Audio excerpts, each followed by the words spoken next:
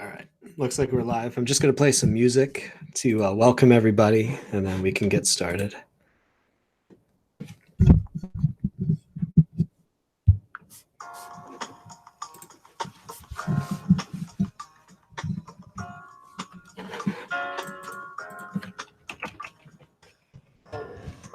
Love on the double straight cake in a lifetime, climbing to the level contract with the devil loophole expiration date. On the side of good people, always set the record straight. Round and round, the piano keys meditate. Felt it in the music, need it now, can't let it wait. It's not a secret, everything is all out and exposed. Going down like the water in the river flow. That's how it goes, another day, another story told. Stuck inside the puzzle, searching, still trying to get a hold. Forgotten souls got lost in the road. Trying to get freedom, now they need them walking down the road. They hope so, but it was a no-go. Front row stage show, well-placed logo. Fancy lights and the cameras are on. We don't care, just there to sing another sad love song. Fade to black, the soundtrack to another night. It's the music of the rain and the city lights. Feel no pain, it makes the whole city bright. Without the sparkle of hype, it's just another night. Fade to black, the soundtrack to another night. It's the music of the rain and the city lights. Feel no pain, it makes the whole city bright. Without the sparkle of hype, it's just another night. And they all knew what it was from the first glance. No excuses, should have planned in advance, man. Documented on Pro Tools and task hands, struggling hustles of an ordinary black man. Spin a record with a 2-week lifespan. Can't find a good girl, so we hooked the mic stand. Not a lot of people left in his right hand, making enemies of folks he treated like fam. Stone cold solid rock at every point stop. But you lean on soon as the pressure drop. Ghetto hot, know the ledge, you will get a shot, but they'll never stop till his name's on every block. Split my wings, fly away to the night beat. Wide awake while the rest of the city sleeps. In these gritty streets, dude, plenty heat, take it no mind, and we grind with the plenty sleep. I'll start in about a minute. Yeah. If there's any interesting topics you guys want to hear about or talk about, feel free to let me know.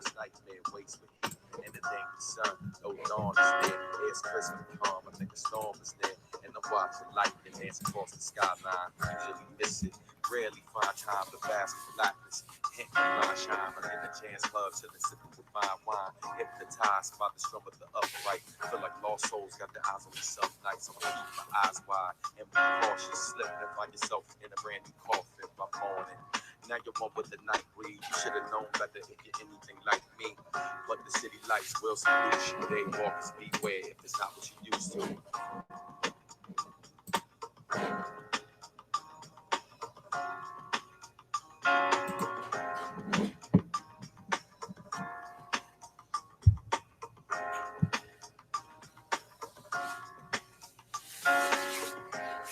We're just playing some music and we're going to get started in a sec here.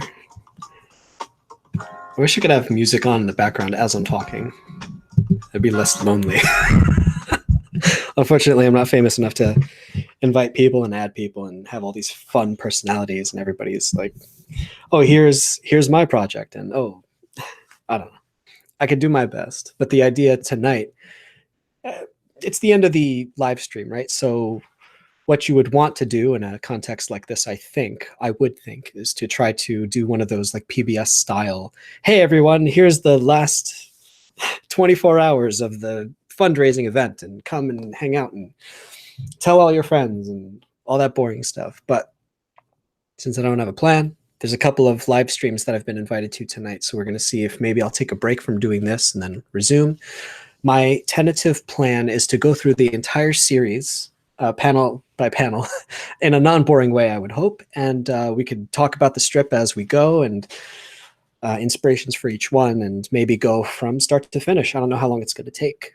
But if you guys have any ideas or fun topics to talk about as we go, I would love to take any rabbit trails. But the important thing is that everyone's exposed to the series. I don't plan on doing any voices, but who knows, that could change. If you're familiar with the series at all, this might be boring. I don't know, but maybe I'll try to include some fun, fun anecdotes about, oh, this strip is about so-and-so, and oh, about this time when I did this and that. So maybe this will be fun. I don't even know if we'll make it to the end, if it's really fun. But we got a couple of people here. We're going to see if this turns into a thing or not. And I'm going to screen share here in a sec. I'm going to do this. Let's hope I don't accidentally dox myself. see if it shows up. And as we go, if you guys have any questions or things that you want to talk about, the chat's right there. We'll have some fun. And you guys can see this, I hope, right? Going back and forth. I don't know if there's a delay or not. I'm just looking at my screen to see if it shows up. Okay, yes, it does show up. All right, good. So I'm thinking I'm just going to go through the series and yeah, let's see what happens. So for my Dark Soul here is number 1. This was drawn 10 years ago while I was working at a print shop, I think. No, I wasn't even working at the print shop yet. And I wanted to do a series that would keep my skills fresh. And I was just coming off of another series where I tried to do the 4-panel format, but it didn't work out because I was working with a partner and they didn't match my schedule. So I decided to go off and break off and do my own. So we started off with this. I don't know. Should I read them or should I just leave them up? I don't know. I should read them? You don't have time. I don't have time to read them all, right? I guess not. Well, you guys can let me know what you think.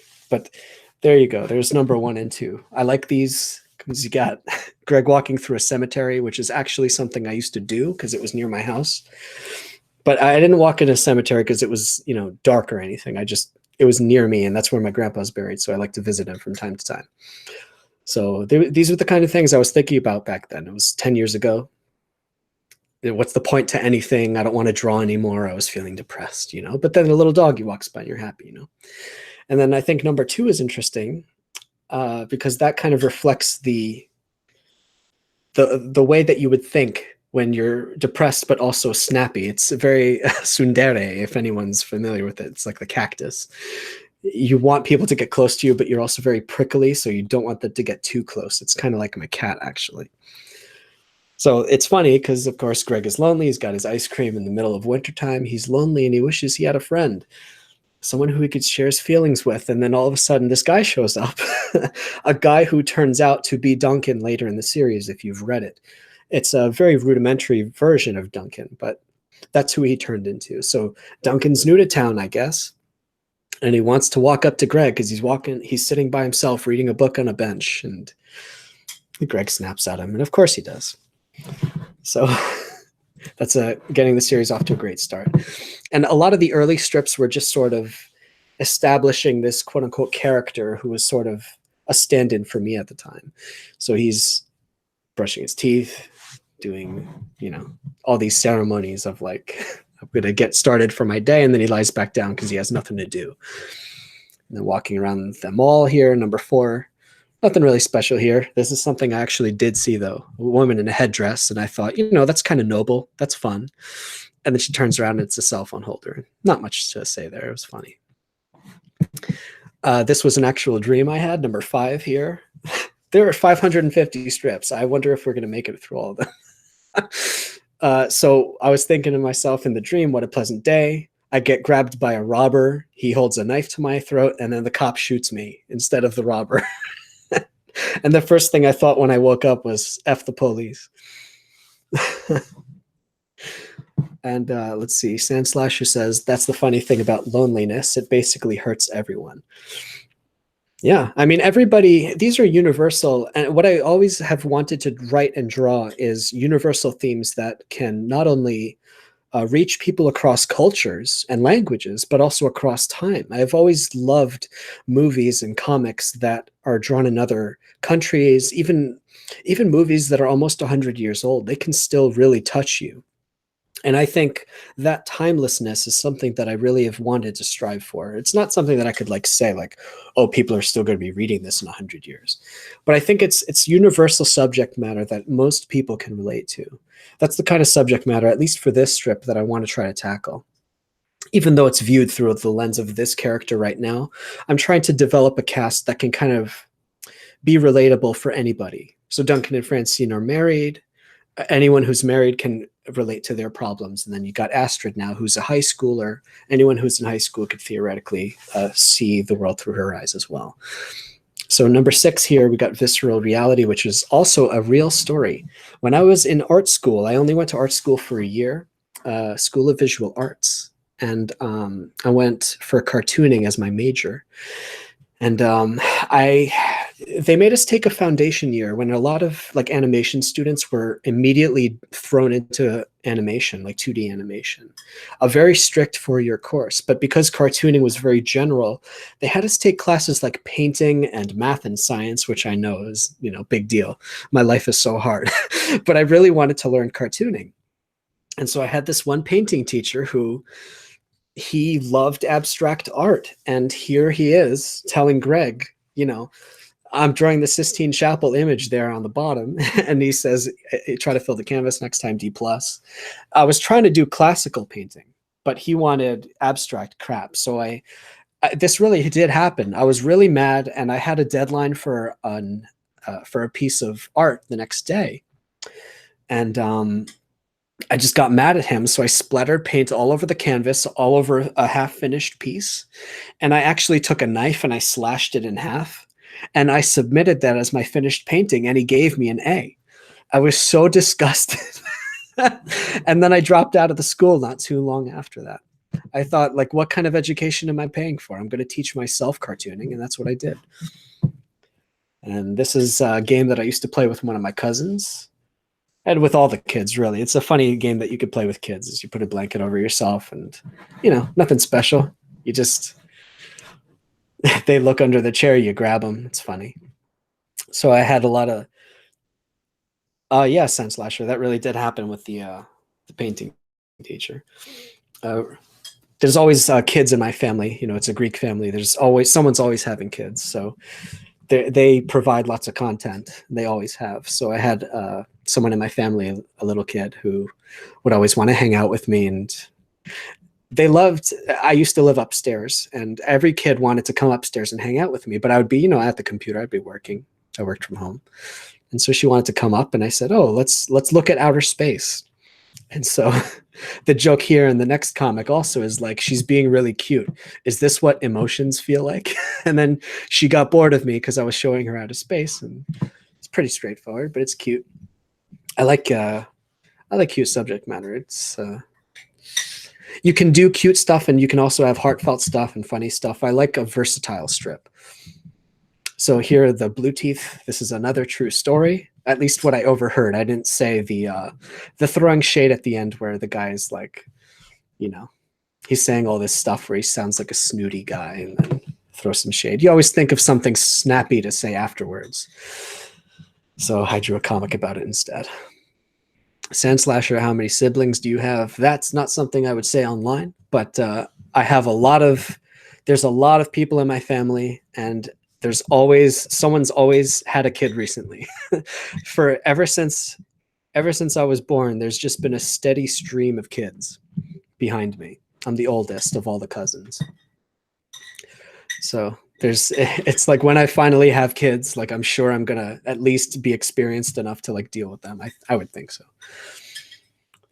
So here are the pollinating. This is another, I feel like I'm going to say this is a true story to most of the strips, especially early on.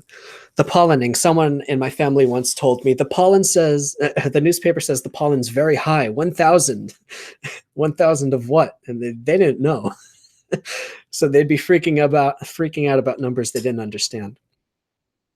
And next we have another true story, a woman at some waiting room, maybe it was a hospital or the dentist. I say, can you tell me where the bathroom is? And she did indeed say, what's it worth to you? And I said, in a moment of brilliance, rare brilliance, I said, it's worth a smile. and I actually said that. So I was clever for once in my life. Another true story here. Could you read this comic and give me your opinion? And he didn't get it. That's a friend of mine. I used to put my friends in my comics because I didn't have a cast yet. So eventually a lot of these people got phased out. But Duncan showed up in part 2, and he became a main character. And this character here, actually, if anyone is a reader, they will recognize this character in a future storyline. Her name is Wendy. And she's going to play a big part in the upcoming series, or what would have been volume 3.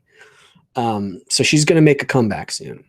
But for now, she's just someone at Greg's church, it looks like. And these are conversations that, after church, everyone's saying hi to everyone, right? You got the sermon's over and everyone's just kind of shaking each other's hands. And she doesn't seem to have time for Greg, does she? She just wants to say, hi, Greg, how are you? But he actually takes that literally and starts telling her how he is. And then she just wants to say hi to other people. So she's a big meanie. And I wonder what's going to happen with her in the future.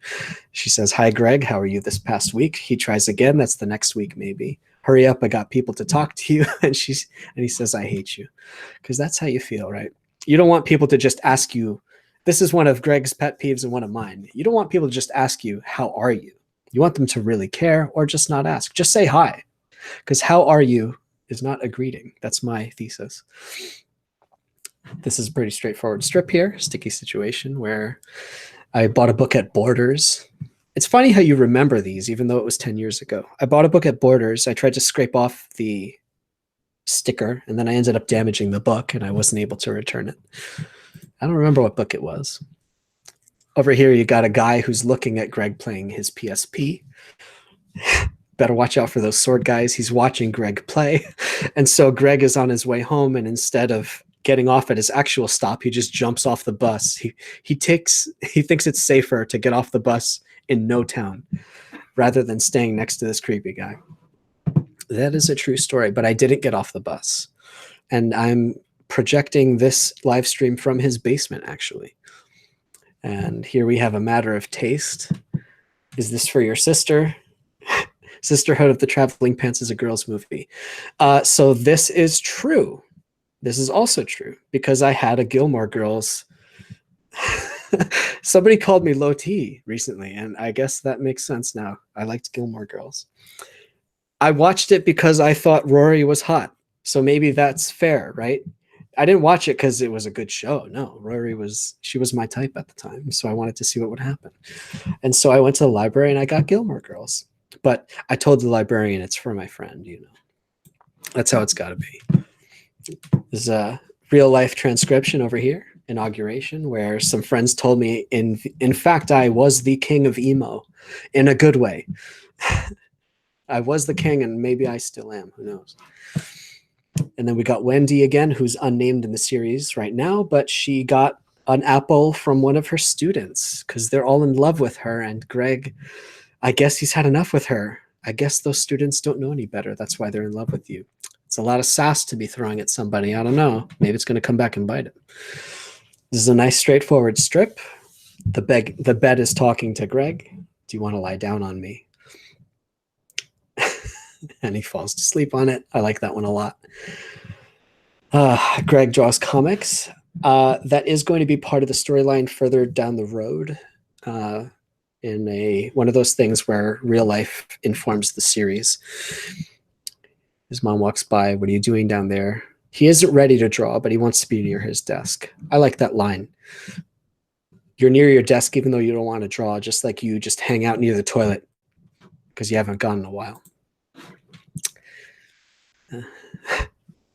I used to think like this here. If I ever dropped my keys, I would think, is that a sign?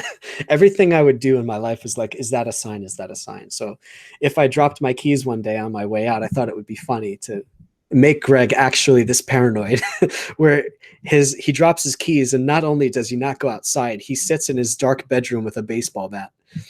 I thought that was funny. It's good to be able to make fun of your own like little funny idiosyncrasies.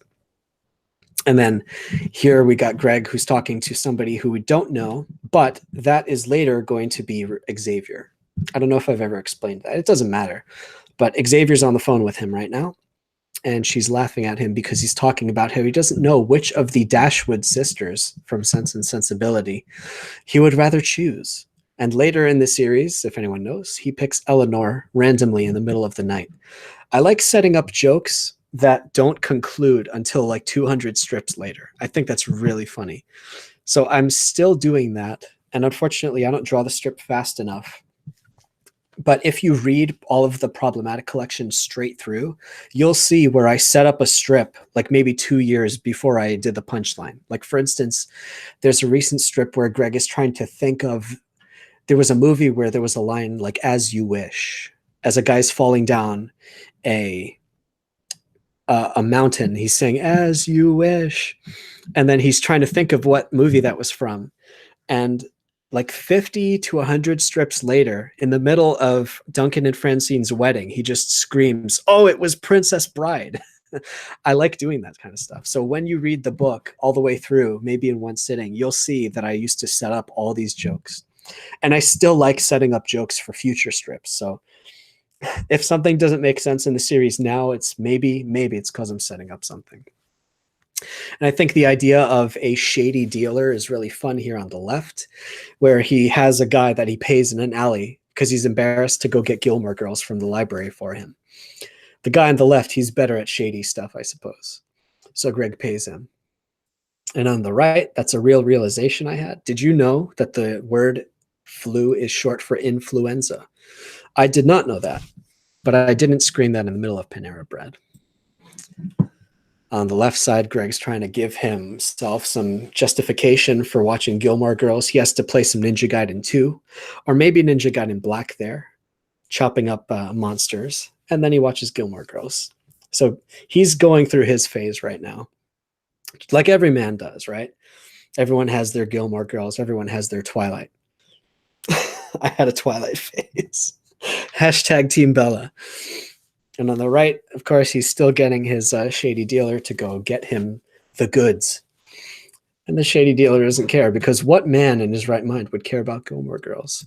I'll tell you, a lonely man who likes Rory Gilmore. On the left side, this is a true story. My friend left some Doritos in the church van one day during a retreat. And then because I didn't want to lie to him, I told him I found them and I ate them. And that's a true story.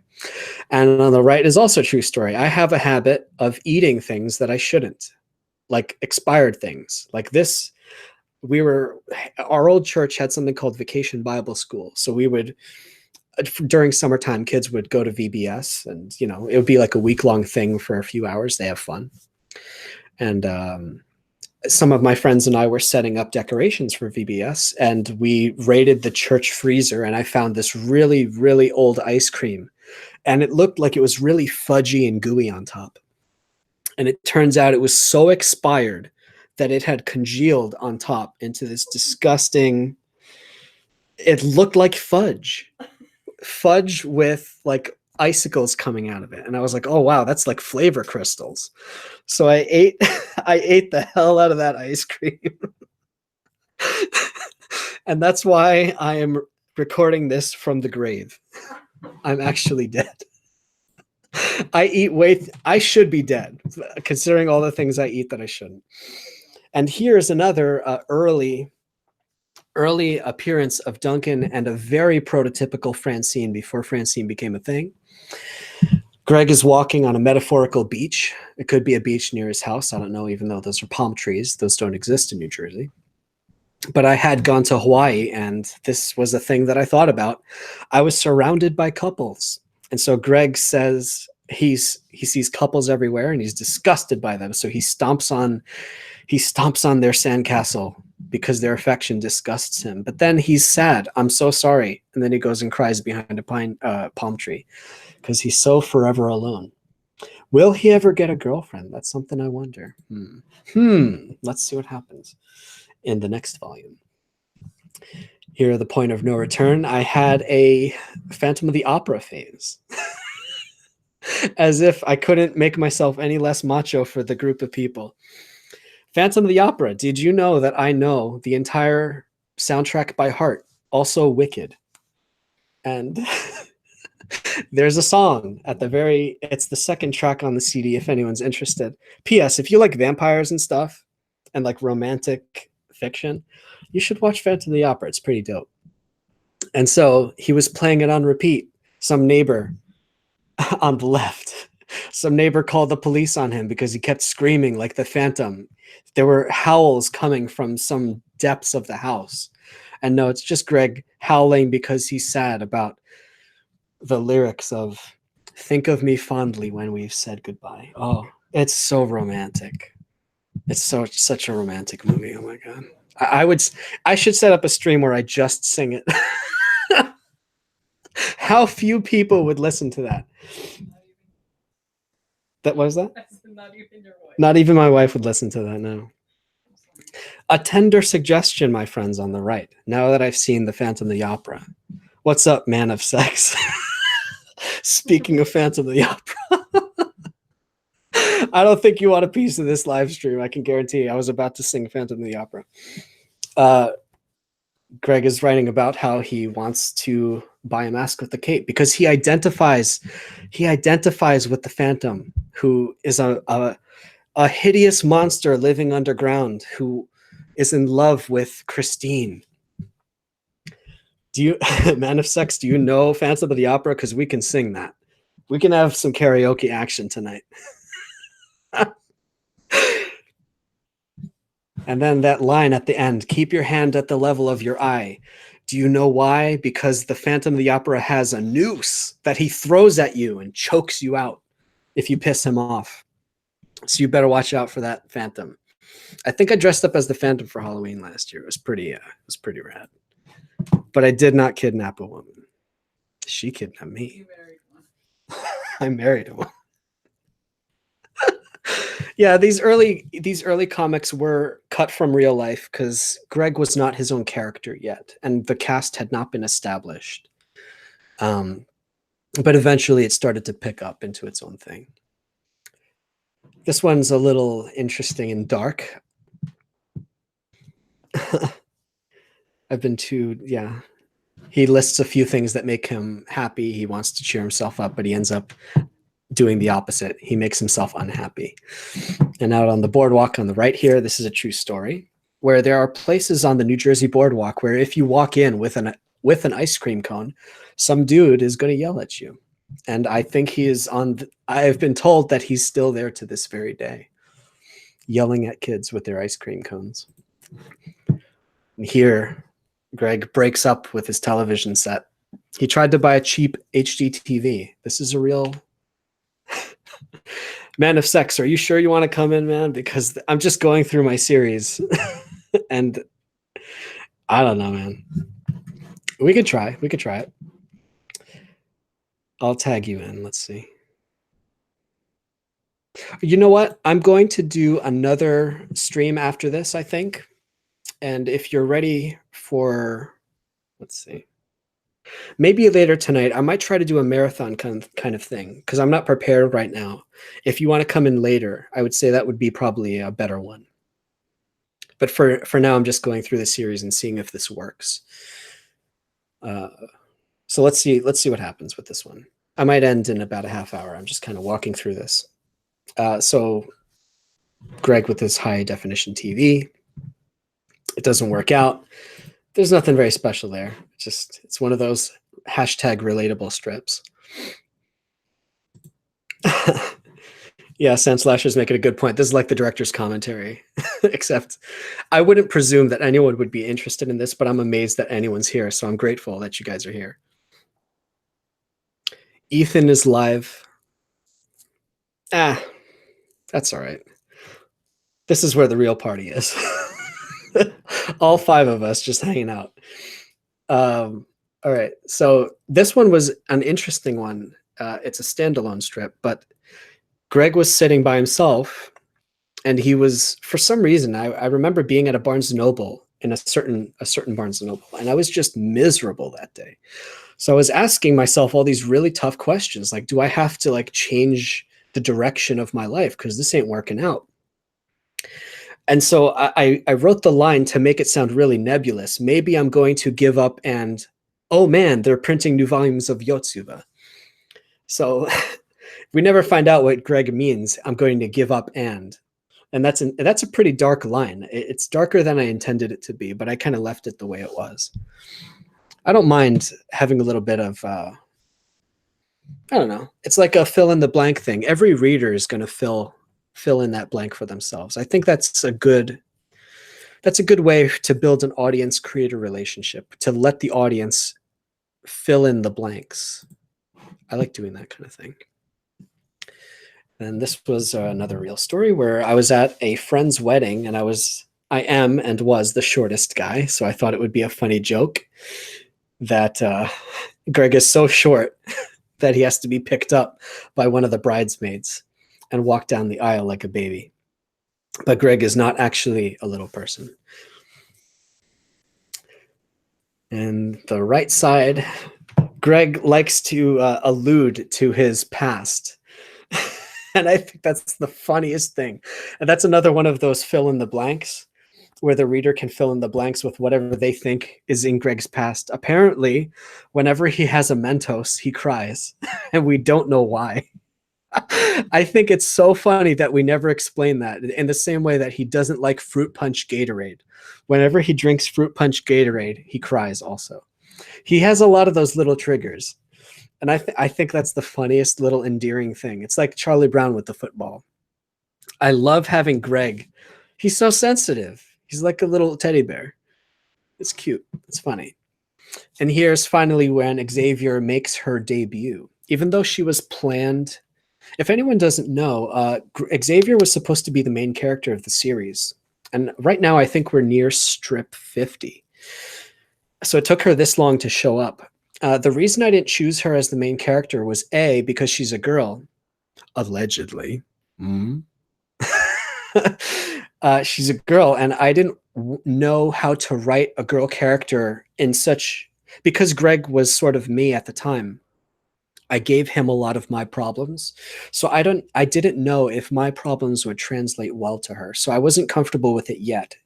But it turned out to be a great choice because she glows most when she's next to him or bouncing off somebody else.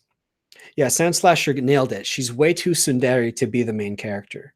You can't have somebody like that as the main character, or everyone else is going to seem boring compared to her. You kind of need the straight man in a comedy team to be the main character. So all the people around Greg are far more interesting than him. And so later we understand the story behind why does she try to escape him using a jetpack? Does that even make sense in this world? Apparently it does.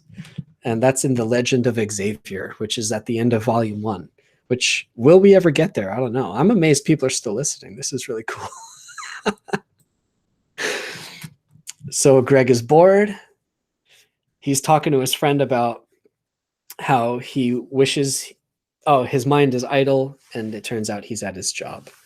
And this is where we establish Greg at his job, and down at the bottom left, we see Duncan again, who hasn't been named yet.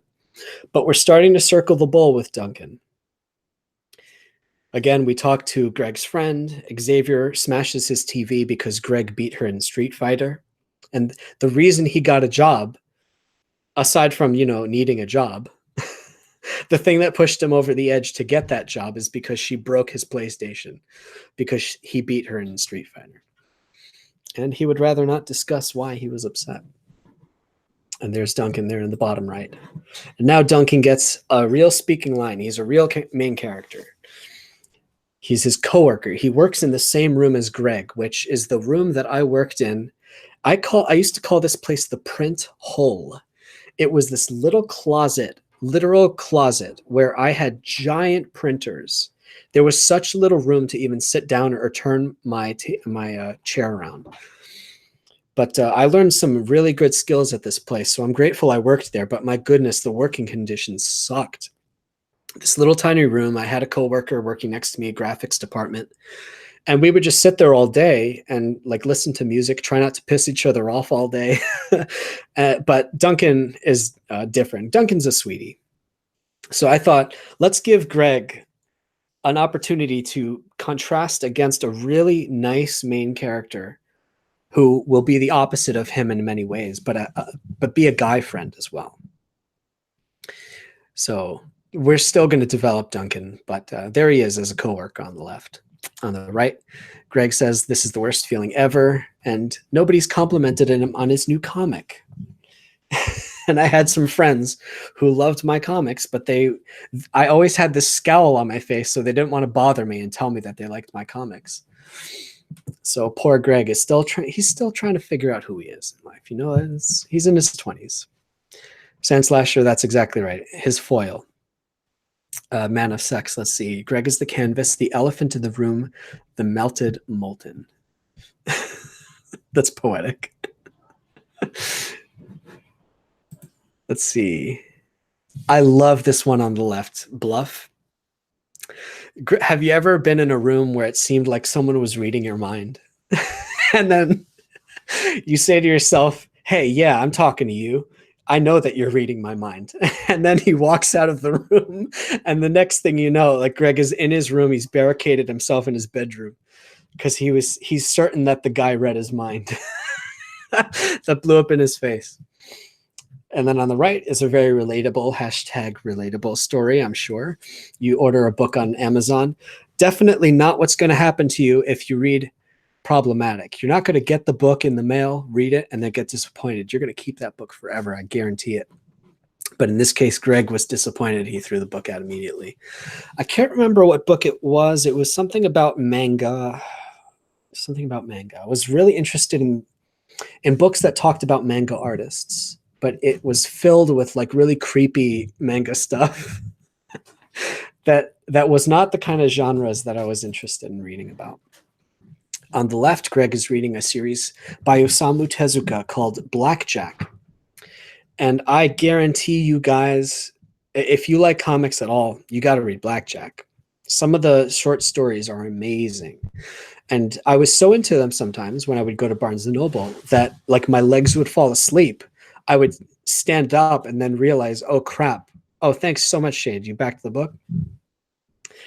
Oh, man. Oh, Sandslasher, you mentioned Shen, or Shenaniganson. I actually interviewed him here on my channel. So if you're bored sometime, you can go back and listen to the interview. He's a really nice guy.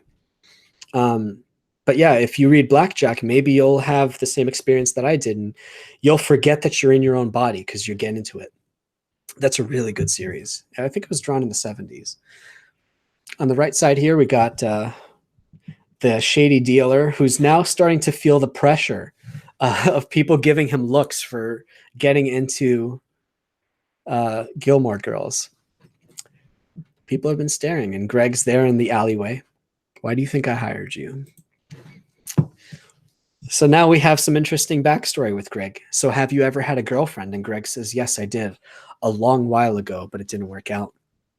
And then he's thinking about the girl, I guess, because he's clutching his heart. He had a big bad breakup. And that's also a true story, but I'll never talk about that. But yeah, one of Greg's things is that he had a big bad breakup and it really tore him up. And that's one of his big character things. Someday I'm going to examine that. But a lot of things have to happen in the story first. So here, he throws some shade at him, the shady dealer. It's funny. But now something happens because Rory Gilmore has dishonored Greg because she kissed the jerk in one of the episodes. And Greg immediately stopped watching Gilmore Girls because she kissed that jerk. And he kicks the next season out of the hands of the shady dealer. Which is what happened to me because I was so pissed off. It's like Twilight, exactly like Twilight. Like if Bella ended up with the wrong guy, it's like, no, I can't believe she kissed so-and-so. I don't want to read the rest of the series. #Team Bella, though. Meanwhile, on the left here today at work, Greg was amazed by the kind of antiques that he would touch. And that was a real story. The kinds of antiques, I used to work at a place that reproduced antique artwork and things like old newspapers. So I would actually get the privilege of handling old, like New York Times newspapers from actually 400 years ago or 300 years ago. It was incredible. They were falling apart. You would have to wear gloves to touch them. It was amazing. And I had to scan them and basically reproduce them. And it felt like I was an archaeologist. It was amazing. But then of course, Xavier on the left is being very sassy. So she says, here, have this rock. It's 3 gazillion years old. Maybe she was in a bad mood that day. I don't know. There is no real Greg. There is no real Xavier, but I sometimes say that I have more in common with her than Greg. So that dark, that dark, I'm going to pop your balloon just for my own pleasure. On the right side, Greg was wearing his hood in the bathroom. Somebody walks by. He walks by Duncan. Why did you have your hood on in the bathroom? And I don't know if girls have this problem, but you guys out there, maybe you know there are certain techniques to going to the bathroom. I don't know how much you want to listen to this, but I'm going to tell you anyway. Sometimes you need to wear a hood to use the bathroom. Do you know what I mean? Does anyone know that feeling? You gotta. There's such a thing as urinals. I'm not gonna get into it, but sometimes you can't go because maybe someone's nearby. You know, you can't concentrate, so you gotta wear your hood. But as I get older, as I don't care so much anymore, yeah, you just use a stall. Who cares? Fart. Who cares? It smells bad. Get over it. Sandslasher asks, Xavier is canon as imaginary? No. Later in the series, I think it's somewhat clear. I don't know if it's 100% clear, but she is a real person in the series. But it took me a while to finally say that. You guys say, no, I always use the stalls. I don't want to look at anyone while I'm going to the bathroom. Man of sex goes number 2 in urinals for a thrill. I understand that one. You know, sometimes you got to make life interesting. I personally have to use the stall no matter what. I need my privacy, damn it. I can't be having, you guys know the 1-3-5 rule in the bathrooms with the urinals? I don't know if any ladies know this. The 1-3-5 rule is you never stand next to a man who's peeing. Never. It's in the bro code. Sometimes the grapes of wrath run through you. I understand. Sometimes you got to make a Snickers bar appear. I don't know. How many paper plates are you using there on the left? This was a sweet old man who used to work at my office, and he would say nice things to me. He was a really nice guy, and nothing special with this one on the left. Lost for words on the right. Now, in my area, I don't know about other parts of the country, there's these people called the Mother God people.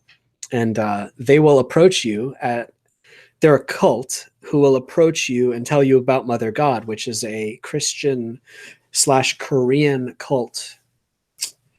It's not worth getting into, but basically they will walk up to anybody in a religious section at a bookstore and just start talking to you about Mother God. And it's annoying.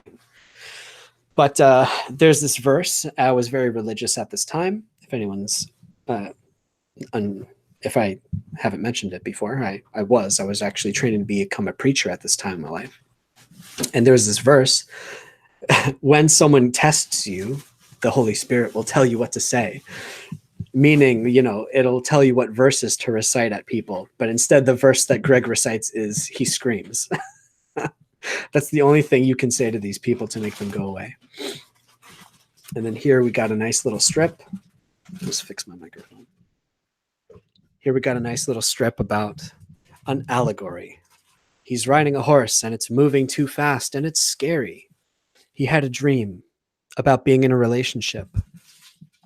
A dream about being in a relationship where it was moving too fast and he wasn't ready. So he jumped off the horse and the horse was sad. And then it ran away and he said, come back. Yeah, it's fun to do those kinds of strips once in a while.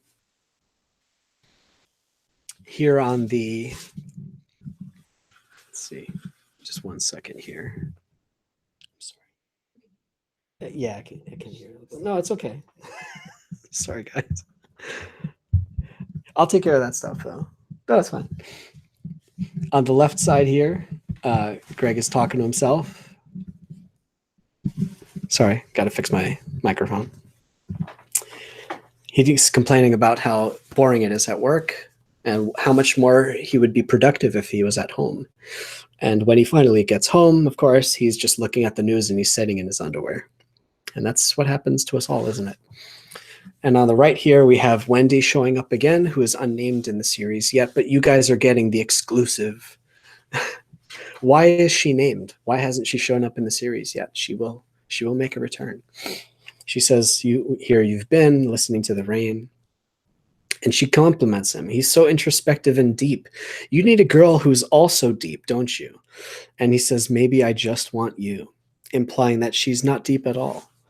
And she gets mad at him because Greg says things that he shouldn't. But what's going to happen there? I don't know. On the left side is a joke that you can never do in school ever again because you'll be fried. Greg says, there is a so-and-so in the school, evacuate the children. And this is a note that I actually did pass to my teacher when I was in 2nd grade. Because I was a little jerk. That's the kind of jokes I used to make when I was in school. You know, I drew a little bomb, like a bomb from Super Mario Brothers. It was funny. True story, April Fools. On the right side, nothing special. It's a nice little strip where my friends and I had a joke about there would be a little speaker outside of Ben and Jerry's ice cream where you would think it's on a loop, but instead it's a guy talking to you. I think the idea of inanimate objects talking to people is really funny. That's a recurring theme. On the left side here, we got Duncan and Francine holding hands. Greg is complaining about being lonely again, but then they walk by holding finger puppets who are holding hands. So how much more obnoxious can you possibly get? I think that's hilarious. And Duncan, because he's sweet, he says, "Hi, Greg. Great day for a walk." On the right, Duncan's now he's really talking to Greg. And it's a nice little interaction. That was a real thing that I said with my coworker. She thought that Harry Potter, a Bible quote was from Harry Potter, but actually the good Lord said it. And that's a funny little moment.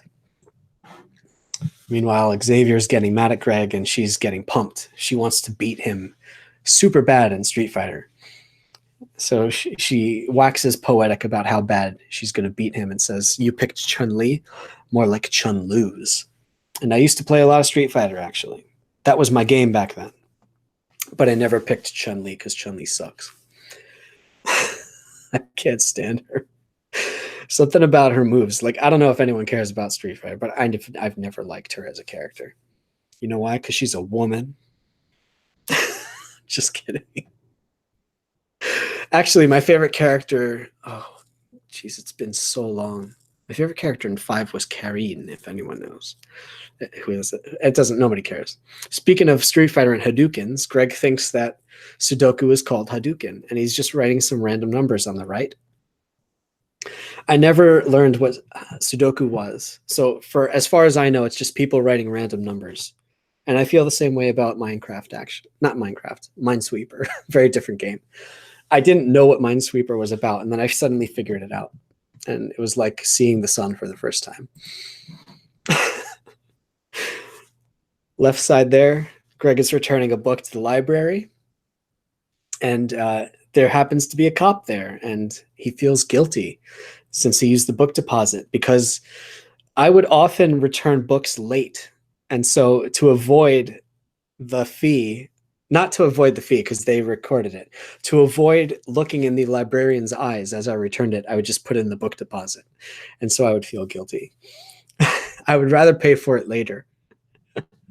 I'm not too much of a bad guy because I've given hundreds of dollars to the library. I think actually the library should get a lot of money in public funding and all that good stuff. Like, they have a lot of manga these days, at least in my area. Tons of manga, tons of games, and tons of movies. Libraries are really, really nice these days, at least in my area. I really want to support them. On the right side, Greg is walking. A random guy walks by him and says hello. And next thing you know, Greg is barricaded in his room again. I think that's the funniest thing. Greg is so paranoid. It's hilarious. Left side here. Greg is cold in the room. This is a real conversation that I had with somebody. They go, "Good thing I brought a jacket today. I'm pretty warm." And my immediate thought was, "Good for you."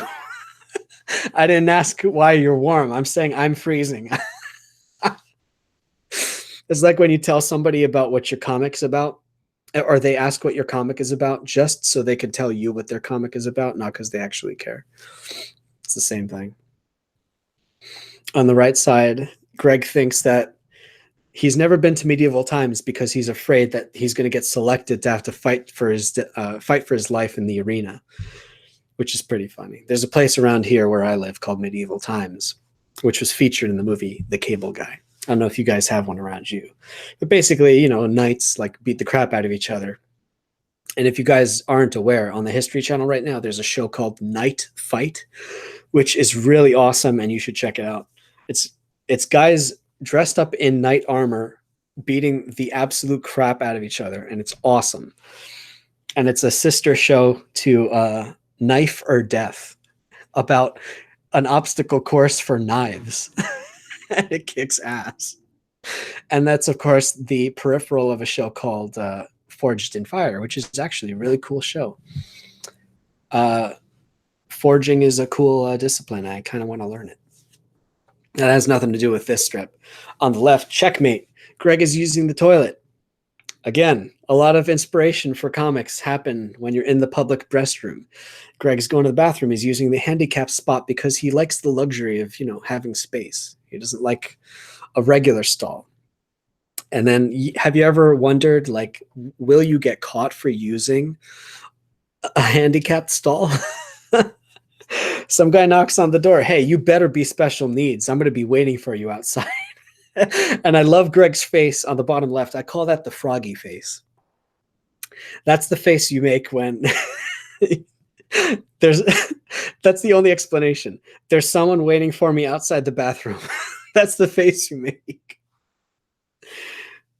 How funny is it? I'm reading my own comics and laughing to myself. This is kind of silly. On the right side, Greg's bit his nail too much. I bite my nails real bad. And instead of, he goes to get his Band-Aid. Oh, and he puts it over his heart. Isn't that sweet? Because his heart hurts. His emotions hurt. Not his nail. That's cute. I like cute stuff. On the left here, we have a nice little joke about Greg being a germaphobe. I had some friends that I was driving around, and they noticed that I had 2 hand sanitizers.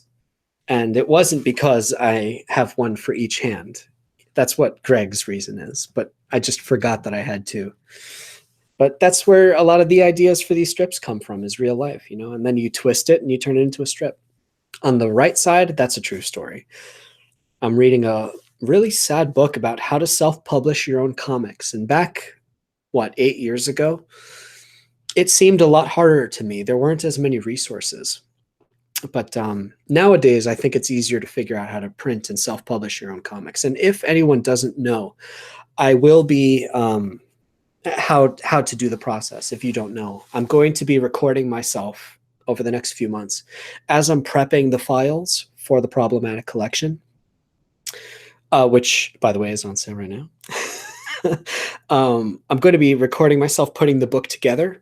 So if anyone ever wonders how to make your own comic and print it, I'm going to be sharing the process from start to finish, like literally from start to having a book in your hand. So it's not going to be too sad to at least print your own book. As for selling your book, I'm not an authority on that right now, unfortunately. Let's see here. On the left side, devil on your shoulder. Greg has a little voice in his head saying, wow, look at that woman. She's pretty, isn't she? And Greg tells that voice in his head to go away, but there is no voice. And so she gets mad at him. And he makes that froggy face, which I love. Let's see. On the right side, like a fine wine, this is a real conversation that people have had with me. Almost a transcript. Greg, you are an old soul. And Greg thinks that's a compliment. But then those people say, we don't believe in old souls. So basically you act like an old man. And that's not a compliment at all, is it? But I like being called an old soul in real life, actually. That kind of means wisdom, doesn't it? I think people who have been through hard stuff, not that I'm saying I've been through hard stuff, but I think people who in general have been through hard stuff kind of mentally and spiritually age. You know what I mean? That's just the theory. But, old souls, they know they've been through some rough stuff, and maybe they kind of act a certain way like an old person. An old person who, old people act a certain way because they've been through stuff. What am I talking about? I don't know what I'm talking about. Left side here, Greg is discouraged, and he's complaining to his friend who beats him over the head with a pipe to get his mind off his pain. And that's the best she can do, because Xavier is very much a tough love kind of girl, isn't she? And that's why we love her. And Xavier's going to get a lot of character development, actually, in the Probl-o-Matic collection. P.S. if anyone's a fan of the series, I'm going to be doing the backstory of how they became friends. And we're going to be explaining a lot about how and why Xavier is the way that she is. And it's kind of a sad story, actually. I don't know how much of the story I want to tell in the book, but it's pretty good. Good storytelling wise. On the right here, you got your friends trying to set you up. What do you think of this person? And then Greg's like, oh, I guess she's nice. Why do you ask? And then I just want to stay friends, she says. Now, this is a real conversation that somebody had. It's like, do I even have to ask girls out at this point to get rejected by them? Your friends try to set you up. I love this one on the left here. It's one of my favorites of this series. It's just one line that actually I said to someone. You're hanging out with a group of people. Hey, can I sniff your Italian ice? If you ever want people to explode in laughter around you by accident, just ask someone that. Can I sniff your X? I think that's the funniest line you could say to someone. But be careful, be careful. You don't want to accidentally make it sound like something else. Can I sniff your butt? On the right side, Greg, poor Greg. He's so lonely again. Why does this keep happening to him? This poor guy, he's forever alone. But then someone gives him an Earl Grey tea and calls him doll. And then it puts a little smile on his face. That's sweet. Now, this is another thing that I really saw. Real life. Woman walking down the street with an empty stroller. Maybe you guys can tell me what that story is, because I still don't know to this very day. I stay up at night thinking about it. Was that woman crazy, or was she about to become crazy? Man of Sex says, Italian ice is a Jersey thing. Is it really a Jersey thing? Does the rest of the country, I guess they don't have Italian ice, do they? If you do have, you got to look for a place called Rita's around you. I don't know if it's a New Jersey thing, but find a place called Rita's and get their Italian ice. Their cherry Italian ice. It's to die for. It's to die for, or it's worth killing a man over. I don't know. I'm not actually advocating that. I would choke a man to get some cherry Italian ice right now. I'd choke a man. Taylor ham, raisin date nut bread. That's a weird one. Taylor ham. When's the last time I had Taylor ham? Bagels, though. You got to get some good bagels. I haven't had a good bagel in a while. I'm too lazy to go outside in the morning because I work from home. Hashtag life is hard. On the left here, Greg just wants to run by the game store. I was walking down the mall with my cousin, and there were these modeling places where they would walk up to like kids, I guess, and say, hey, young man, have you ever considered being a model? And Greg, what I said to the lady was like, no, he's not interested, of course. But then I was offended that she didn't ask me if I wanted to be a model. Jokingly offended. But you know what? I'm good looking too. Why am I not a model? What's your problem, lady? But it turns out these places just like make parents pay for, what do they call them? Glamour shots? Like they flatter moms of like, oh, your kid is so beautiful. They can be models. Let's take pictures of your kids. Kind of creepy stuff. But it's just a scam. They just walk around in the mall and they bother people. On the right side, Greg's still at the mall, I guess. And you ever go up an escalator and you run into someone that you know, but you only have like 5 seconds to say hi to them? Greg is so deep in his own head that he doesn't know how to respond until the very end where he says, oh, what's going on? What are you doing here? Not much. How about you? I like that Greg's in his own head. But then again, of course, I like the strip because I wrote it. Let's see. On the left side, Rose, this character Rose, just these were still before I was developing the cast, so I used a lot of my friends. Rose was drinking a pitcher of water. I just love water, she goes. Have you ever noticed how good air smells? I was joking, but she goes, oh, you've noticed how good air smells too? Which is true. Air does smell good. If you ever walk out at the right time of day, get a nice little whiff. And sometimes water tastes really good too. Left side, the guys among us, we use our sense of smell to determine whether t-shirts are dirty or not. Whether or not you've been sweating in it doesn't matter. So there goes Greg. He's getting ready to see a movie. He sniffs his t-shirt. Okay, I'm dressed.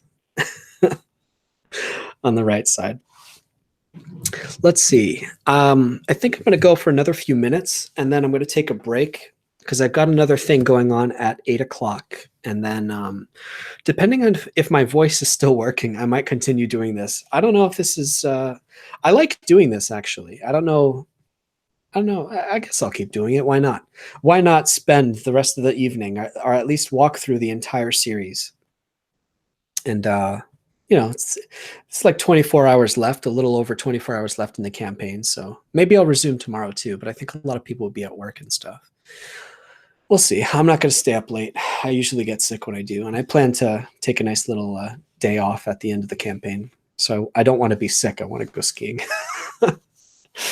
All right, so on the left here, Greg is showing some of his art at a art show at a park, which is a thing that I used to do. My local county would have an art in the park show, and one year they posted me right where there was a spot on the fence where there was a tree right in front of my stuff. And I was like, can I get another spot? They didn't give me another spot. Hashtag life is hard. Let's see. Oh, hey, Flatmeister. What's going on, man? If anyone's wondering, Flatmeister's got a great channel. People like hang out and talk about whatever. I was on his show twice last week, or once last week and once again this week. So check out Flatmeister as well. And Sandslasher, you're very sweet. You would rather me be healthy than trying to please us. There's a time to push. I think they always say at the end of a campaign, that's when it's time to really push. So I don't mind staying up late tonight and like going through the entire series. And you can always come back if you don't want to be here live. You can always come back here and I'll do the commentary on the rest of the series. I think as long as I don't like pass out, I think I'll just keep going tonight. This is one of those nights. But the only thing I don't want to do is be boring. So you guys got to let me know if I'm being boring. Thanks so much, guys, for all the well wishes. I'm just going to go for it. I think I'm going to go for it tonight. I'm going to take little breaks, and I'll let you know when I'm live streaming again tonight. But let's go a little further. Here on the right, Greg is at a cash register. And, he kind of looks at a cute girl. He's at a Barnes & Noble cafe maybe. And then he smiles at her, blushes. And then she gives him the nastiest look and then walks away. You run into the weirdest people at Barnes & Noble sometimes. But like, if this happens to a young man enough times, you young men, right? Let's say you're single. You see a nice girl. You kind of want to smile at her. Maybe you're like, let's see if we can get a little conversation going. How do you start that conversation? You smile at her, right? But what if she gives you the nastiest look of all time? Then you have to wonder, like, is my face melting? Like, am I secretly a monster? What do I look like that I deserve that nasty look? Maybe she was having a bad day.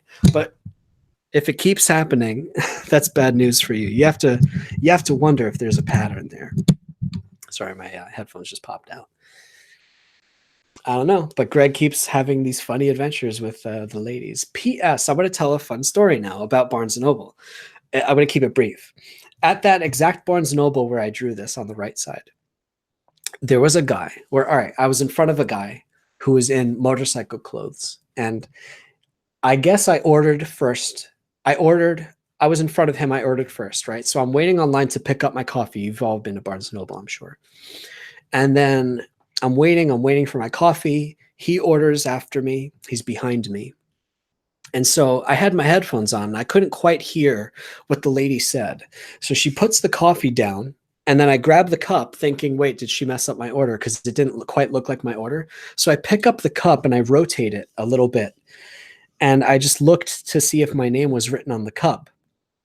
And then the guy behind me is like, excuse me, can I have another one? And I'm like, what? I look at the guy and I realized he was telling the barista to give him another coffee because I touched it. I just touched it. And I looked at him and I'm like, are you serious, dude? In one of those rare moments where I talk to strangers, I'm like, are you actually serious? That, but maybe he was a germaphobe. I don't know. I'm not, he seemed like a tough guy. You know, he was in motorcycle gear and he wanted another coffee because my filthy hands touched his cup, I suppose. I don't know. But you know why? You know why? Because I was Greek. He knew I was Greek, and he doesn't want those filthy Greeks touching the coffee. The oppression is real. My people have suffered so much.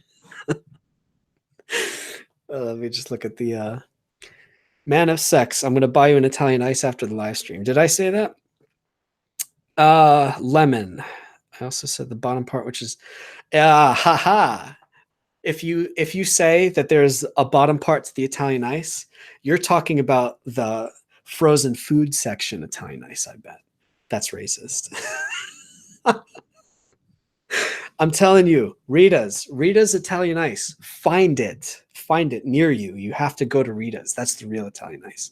And if any of you guys are ever near New Jersey and we happen to have like a get together with everybody, we're all going to go to Rita's and I'm going to buy you some Italian ice. That's a guarantee.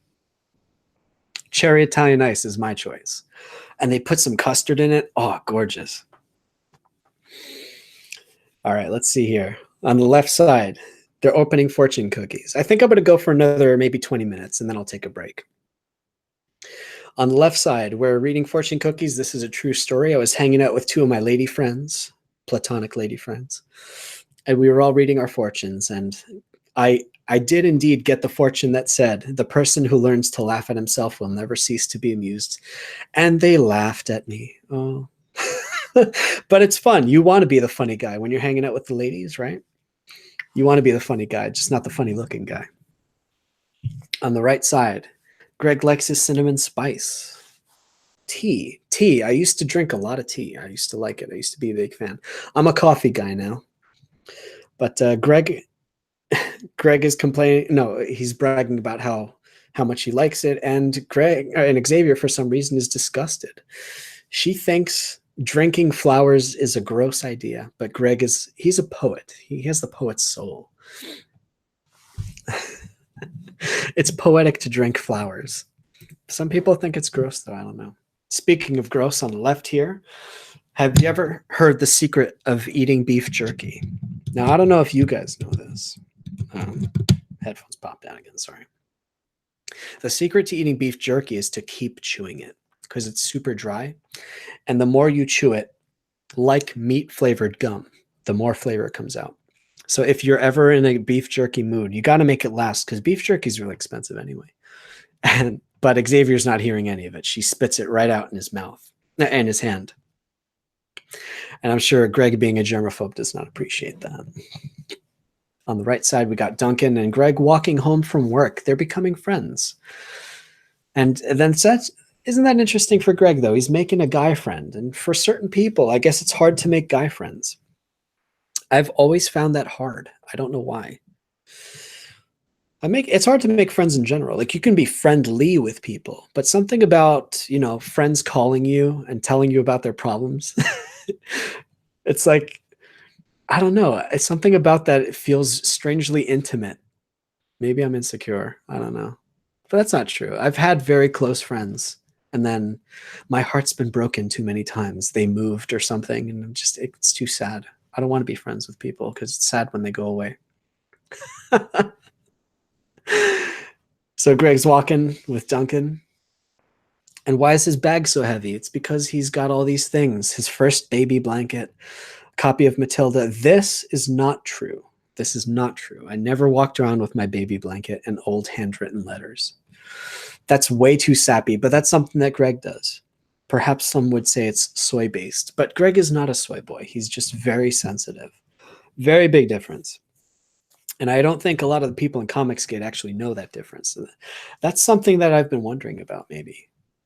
Maybe there's sensitive guys in Comicsgate as well. There are sweet guys. But there are a lot of bro-ish types of people in Comicsgate as well. And it's hard for the artsy-fartsy people to get along with the bro-ish type of people because the bros accidentally think that, we all talk about soy. I mean, There is room for a sensitive male who is also not a soy boy.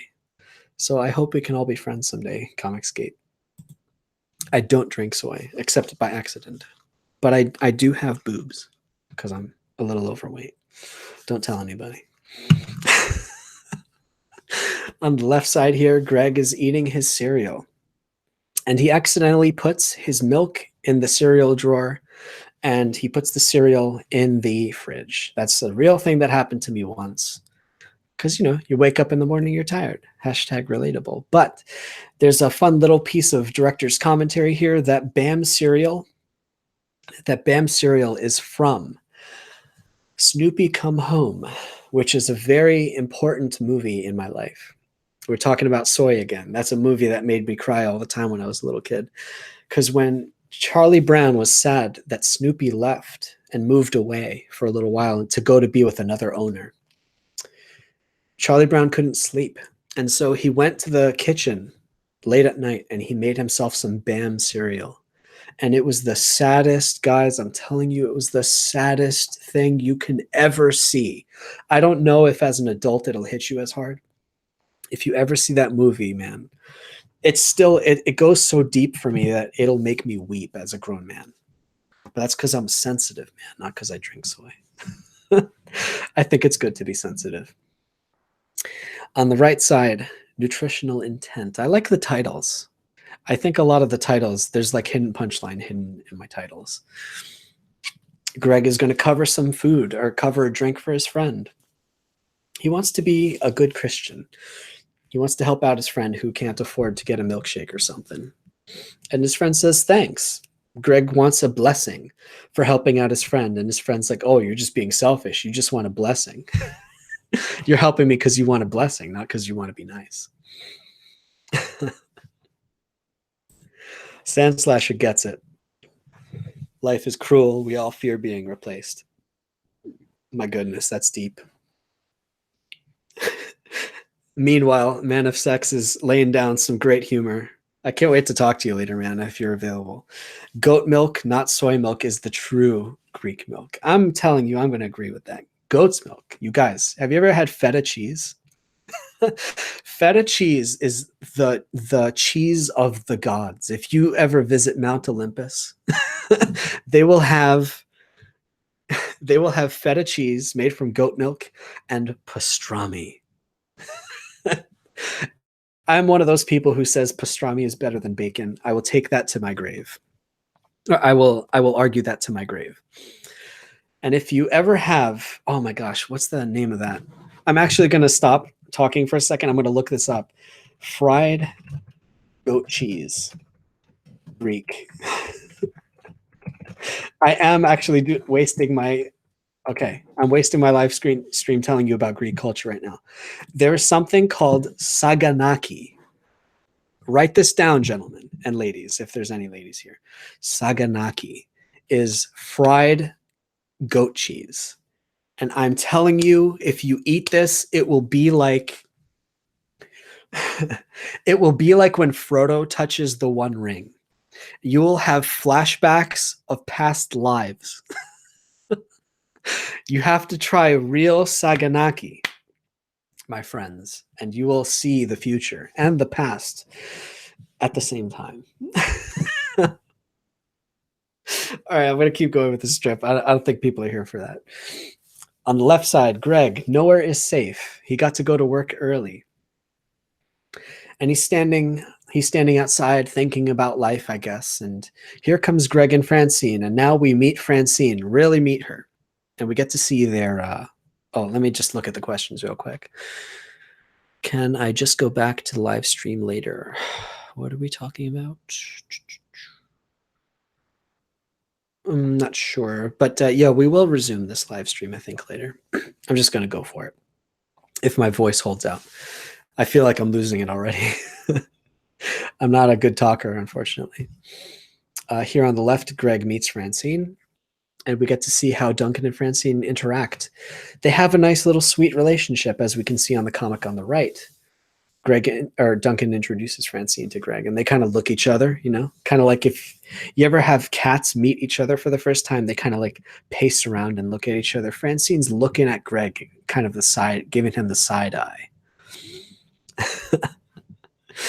I don't think they like each other right off the bat, and that's a theme that carries over all the way to the end, or to the most recent strip, I should say.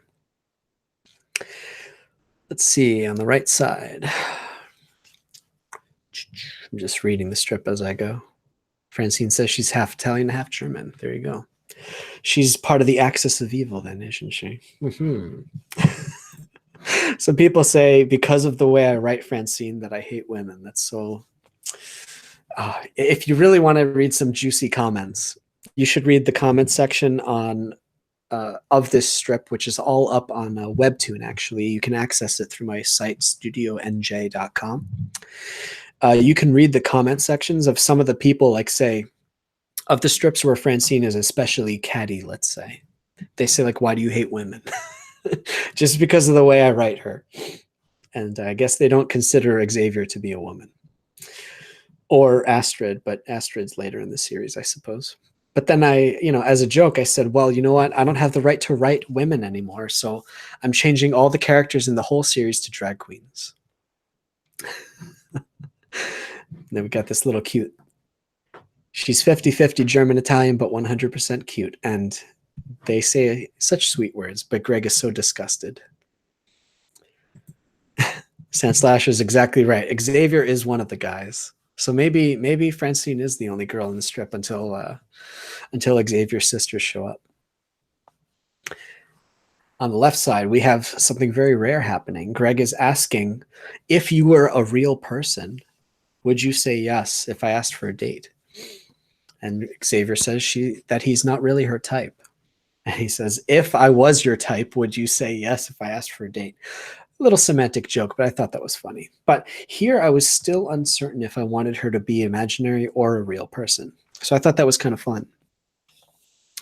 But now we've changed the meaning of that. So she is saying that she is an imaginary person, but also the joke is that they're imaginary friends in the literal sense, that their friendship is imaginary, and she is a real person. On the right there, the right strip, Greg is complaining about being single again, of course. And then the way that Xavier assures him that everything's okay is that, don't worry, all those couples will be dead someday. So that's of some comfort to any of you guys and girls. If you're single, forever alone, don't worry, all those couples will die. Doesn't that comfort you? It comforts me. We get to step on all their sandcastles.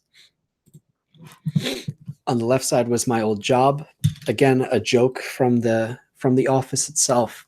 Gigantic printers where they delivered a massive ink tub of black ink, and the printer takes up the whole wall. I don't know if anyone really likes that joke, but I sometimes I would do a selfish joke like that because that's what it made me feel like working there in that little closet. On the right side, Greg is approached by Duncan, who says, "Good morning, how are you?" Greg does not respond with the "how are you?" Duncan's offended because the words "how are you" is not a greeting. If you guys ever want to have an inside joke with me and you want to drive me nuts, don't say hi, say "how are you?" That drives me crazy. It's so insincere, isn't it? When people walk up to anyone else and it's I want to know how you are. If I want to know, I will ask you. Otherwise, just say hi to someone. It's okay to just say hi. Valentine's Day is right around the corner. I posted these incidentally on Valentine's Day or near them back when was Valentine's Day? A couple weeks ago. So that was some good timing. Sandslasher, you're dead to me, man. Ask me, how are you? I'll tell you how I am. I'm pissed is what I am. Greg bought a bunch of flowers, some chocolates, and had a ritual where he burned everything down to the ground, but he ate the chocolate. If you're ever single on Valentine's Day, we call it Singles Awareness Day around here. Eventually, you'll find love, though, if you look for it. So don't worry. Left side here. Have you ever brushed your teeth and then you kind of lost track of time? That's why I don't brush my teeth in the bathroom anymore, actually. Sometimes I drive my family crazy doing that. I'll brush my teeth in the living room and I'll watch TV. I love the one on the right here. And I love the title, Slam Dunk. Because when you go to the bathroom, you gotta do a slam dunk. There's someone else in the bathroom. You see a guy walk up next to you in the stall, and he knows a volcano is erupting, and he says, "Hey, man, I'm really sorry about this." And then Mount St. Helens erupts, and you come running out the bathroom. That's why I don't have any more shame in the bathroom, because if this happens to you enough times, you realize, you know what? Everyone poops. Everyone has volcano poops sometimes. When you get to a certain age, you just stop caring. I think that's what happens. All right. About 10 minutes, I'm going to take a break, I think, guys. But I'm amazed that anyone has been interested enough to stick around. You guys are amazing. Left side here. A guy is being nice to Greg at a deli. What a crime. And Greg concludes, because he asked too many questions, Greg outs himself as Greek, for instance. And he talks about what he does as a job. And the guy says, Greg says, I'm never eating there again. Because apparently Greg and I have this trait where it's uncomfortable when people get to know you too well, doesn't it? It's weird. There's something weird about that. I can't quite put my finger on it. Something about putting down too many roots. I don't know. And yet we find love anyway. On the right side, Greg too, it's just a little silly semantic joke here, I guess. In order to get some weight off of his bag, Greg drinks all the water so that he doesn't have to carry as much. But the joke there, of course, is that he drank it and he's still carrying the weight. Carrying the weight of his past sins, perhaps. You can tell I'm getting tired because I'm just talking gibberish. Left side here. These are called shield bugs or stink bugs. And I don't know if you guys have ever seen them or had an infestation, but they are wretched little effers. And they completely took over my house one year, or a couple of years.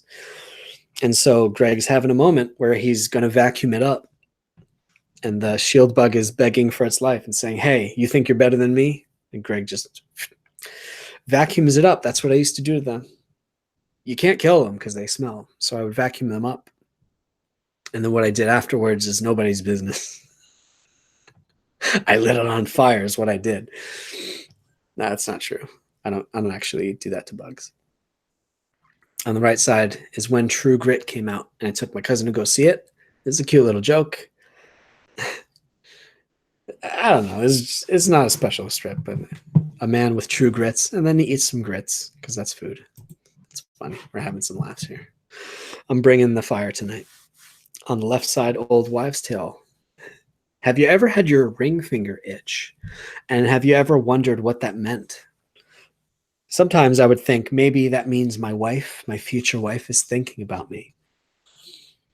But in actuality, Xavier says, no, maybe it just means your arm is going to fall off. And that's Xavier. That's why we love her. Meanwhile, Greg goes for a drive on the right one night, and he laughs so hard at a joke. He was probably listening to some stand-up comedy like Mitch Hedberg. I got to talk about stand-up comedy sometime because I love stand-up comedy. But whatever it was, he was laughing so hard that he says, I can't remember the last time I laughed like that. And suddenly he's sad. Because he can't remember when he ever laughed like that, when the last time was.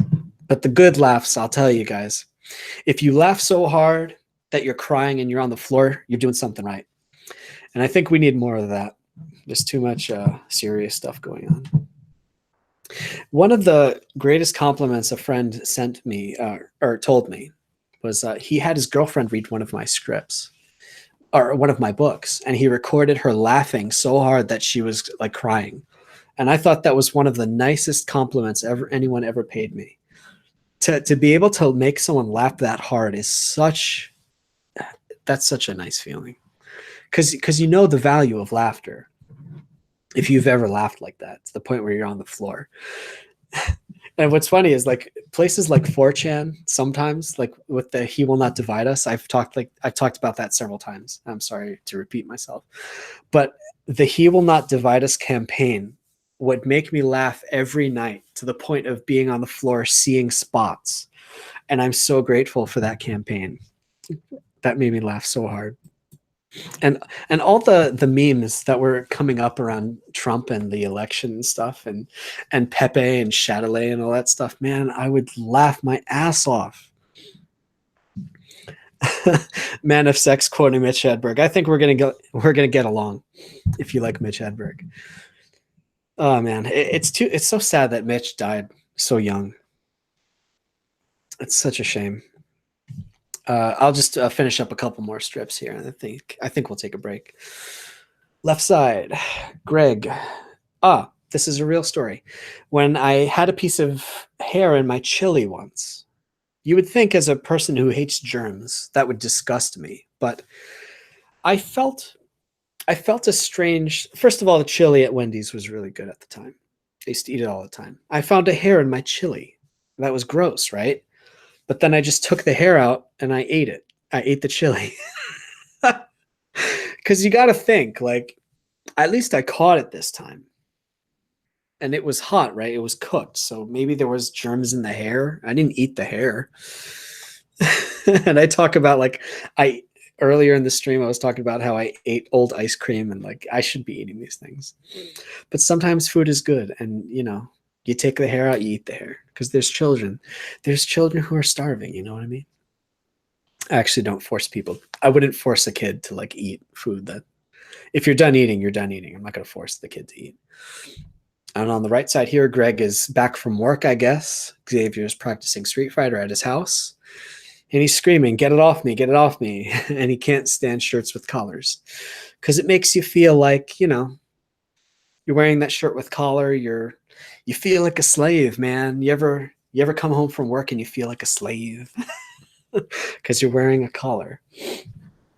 I still hate shirts with collars. I don't wear them anymore. Speaking of clothes, here on the left, we got all these boxers with all these funny patterns. Little joke. Every guy can appreciate this, I'm sure. Nobody will know that you're wearing them.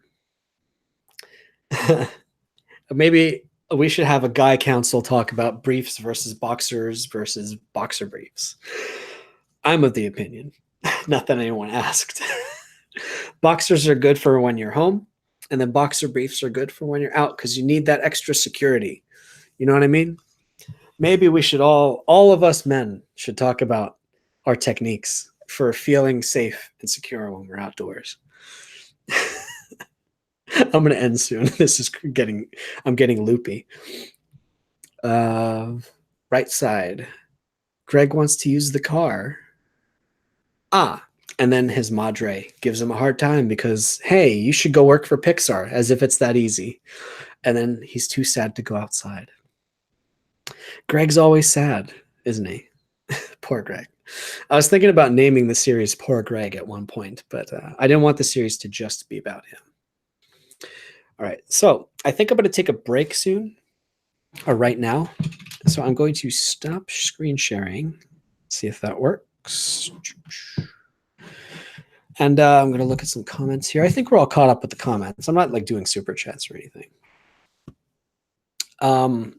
Well, you guys can let me know if we want to do this more later tonight. I'm going to be on, what's that channel? Gateway into Comics. I'm going to be on Gateway into Comics' channel in about a half hour, I think, to talk about Probl-o-Matic and the campaign and all that stuff. But I think there's going to be a lot of people there. So I don't know if I'm going to have a chance to talk. So I might bow out of that one sooner. And then I will resume this stream or another stream, and I'll drop the links on Twitter. I'm amazed that you guys sat through this, and I guess you enjoyed it. I'm really grateful. My voice is kind of funky, so I don't know how much more steam I have. I might resume tomorrow. But either way, I'm really grateful that you guys listened up till now. And even if I go overtime, I think this is a lot of fun. So maybe I'll continue this, even if I can't do it tonight. I'll keep doing it. We'll just walk through the entire series, and if you guys are interested in reading it, I hope you do. Remember that the campaign has about 30 hours left as of now, I think, in that range. So if you want to share it around, let your people know. If they are interested in buying a book, they can. The book will be released in June, and you can buy it then, but it'll have a different cover. I'm going to have a special cover. No, Flat. I'm not recovering from my flu. My voice is not used to talking this much. So I can feel my voice changing. But anyway, all right. So I'm going to stop for now, guys. Thanks so much for listening. And if there's going to be another live stream later tonight, I will announce it on Twitter. But I do plan to at least visit Gateway into Comics in about a half hour. So if you guys are chilling on your Sunday nights, that's where I will be. And yeah, thanks for listening. I will talk to you guys in a little bit. Good night.